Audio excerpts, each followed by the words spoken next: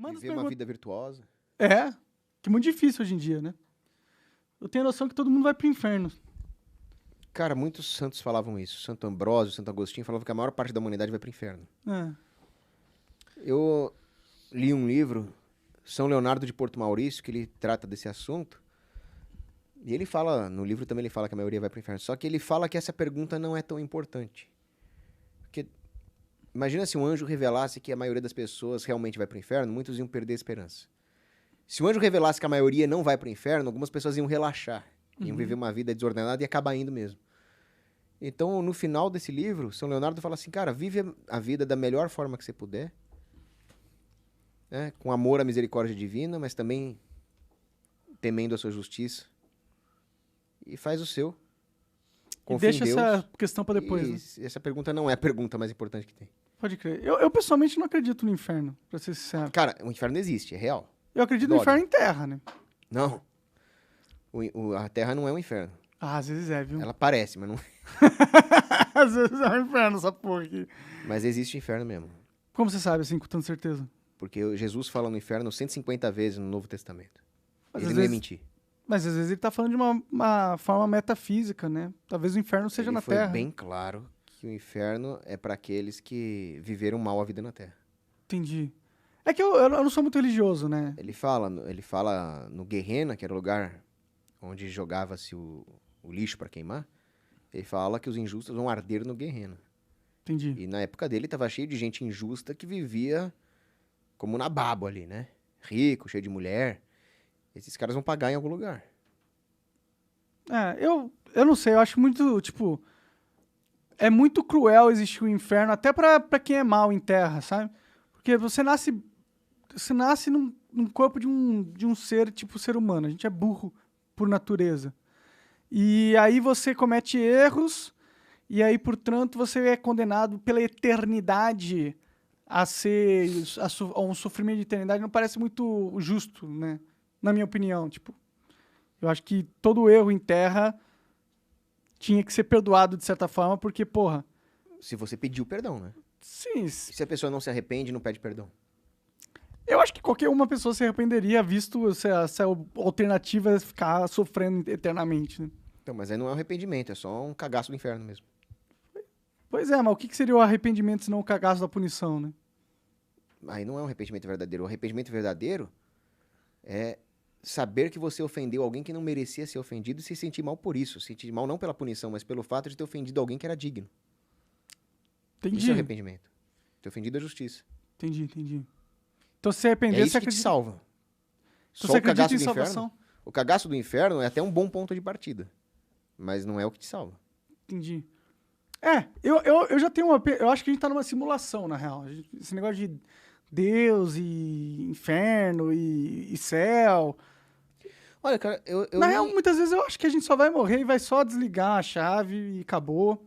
Não, a alma racional é imortal. Platão já tinha cantado essa pedra aí. Pô, Só tipo, que, assim, eu como teólogo amador, eu não acho que a maioria vai pro inferno.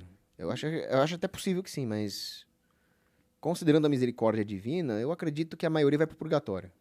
entendi. Você Só que acredita o purgatório não é uma colônia de férias, não. Purgatório é um fogo da mesma natureza do inferno, um sofrimento inimaginável. Entendi. E algumas pessoas passam séculos no purgatório. Não é legal também. Eu acho que até a própria noção de tempo num espaço metafísico que não é a realidade se perde, né? Exatamente, aí, ó. Você matou a pau. Eu não me lembro agora o nome do cara que era amigo do Padre Pio, que ele ficou no purgatório algumas horas e achou que tinha passado 300 anos. Entendi. Mas, tipo, são relatos de pessoas, né? Isso aí não é realmente um relatou algo.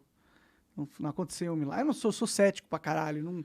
Eu não acredito nessas paradas de, tipo, de existem milagres, que Deus realmente fez, que Jesus realmente andou por cima da água, realmente ressuscitou, realmente transformava água em vinho. Eu acho isso tudo uma Pesquisa duas grande... coisas. Só duas coisas. Ah, Pesquisa o Santo Sudário e pesquisa Nossa Senhora de Guadalupe.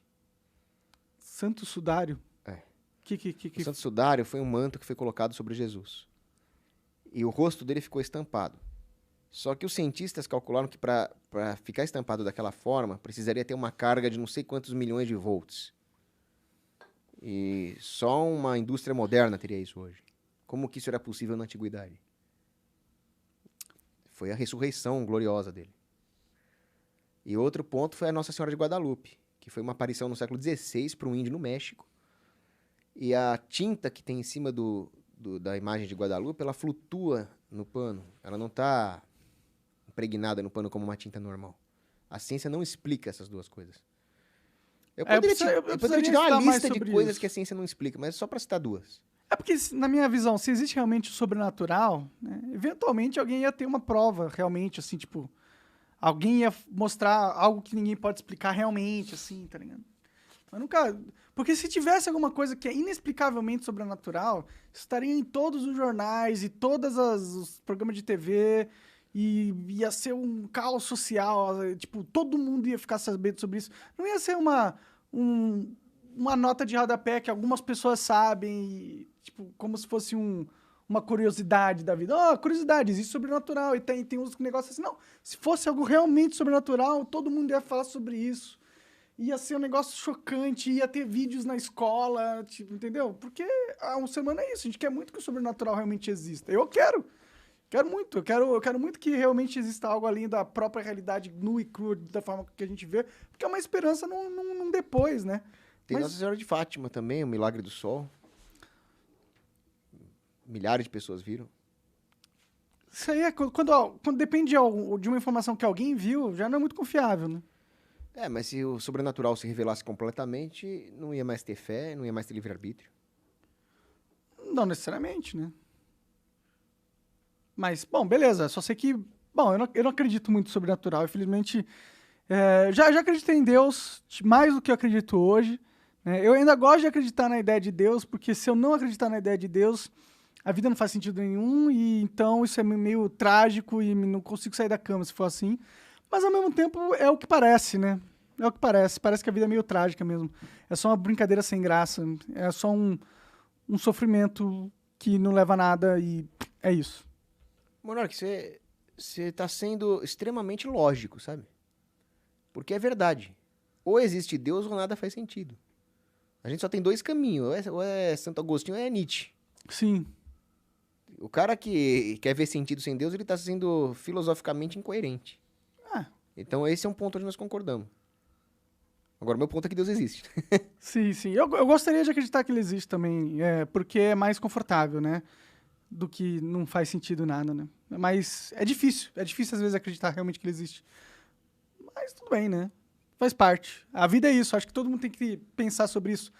Se bem que muitas pessoas nem pensam sobre isso, né? Porque elas estão mais preocupadas em sobreviver, né? Normal. A gente foi... Mas às vezes as pessoas estão mais preocupadas com subsistência, elas justamente retiram a força delas de uma crença férrea em Deus, né? Sim, mas às vezes era porque elas não pensaram muito sobre isso também. Agora, né? se não me engano foi Heidegger, que ele falou que se Deus não existe, tudo é permitido. Então uma sociedade que perde a fé, ela fica meio perigosa. A sociedade é perigosa, né? De qualquer jeito. Eu tava vendo outro dia ali, o Papa Gregório XVI escreveu uma encíclica. Ele fala que as revoluções, a Mirare Vos, ele fala nessa encíclica que as guerras, revoluções, tudo aquilo que é destrutivo é um produto da quebra da aliança do homem com Deus. Então essa sociedade que perdeu o foco de Deus no centro resultou em todas as barbáries do século XX, comunismo, nazismo, fascismo, revoluções, genocídios. Isso é o resultado de uma sociedade sem Deus, né? E a gente vive numa sociedade de genocídios e essas coisas. E ultimamente sem igreja. Não é que não tem igreja. A igreja católica ela vai persistir até o final dos tempos com o auxílio do Espírito Santo. Mas nós estamos sem papa, cara. Tem o Papa, né? O Francisco lá, né? Então, aí que tá. Há pouco tempo eu me converti ao sedevacantismo. O que é isso aí? Não faço a menor ideia. O sedevacantismo é uma posição teológica dentro da Igreja Católica que constata que o Papa Francisco não é Papa. E que a Sé, né, o Vaticano, a sede, está vazia. Está sem Papa. Ele é tipo um impostor? Exatamente. Por que isso acontece?